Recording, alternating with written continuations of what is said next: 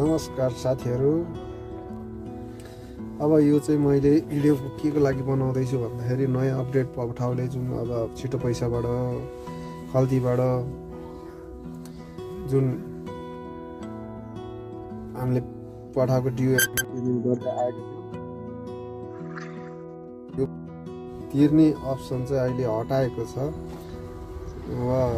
हामीलाई पठाउने एउटा स्क्यान दिएको छ, जस्तै त्यो स्क्यान म यहाँ देखाउन गइरहेको छु। यो स्क्यान छ, यो स्क्यान तपाईँहरूले स्क्रिनसट गरेर राख्नु होला र यसलाई पछि गएर कुनै पनि ई-सेवा आफ्नो वालेटबाट हुन्छ, त्यसबाट भुक्तानी गर्नको लागि तपाईँले स्क्यान गर्ने, स्क्यानमा जाने, स्क्यानमा गएपछि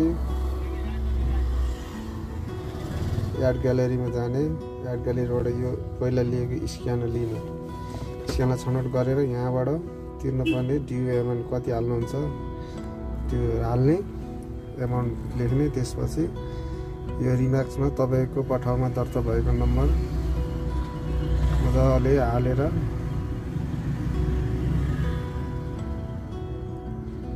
यसरी हालेर चाहिँ नि यसरी चेक गर्ने, चेक गरेपछि कन्फर्म पेमेन्ट गर्ने। त्यसपछि बाहिरी सेवा गरेर यहाँबाट तपाईँको पासवर्ड हालेपछि सक्सेस पेमेन्ट हुन्छ।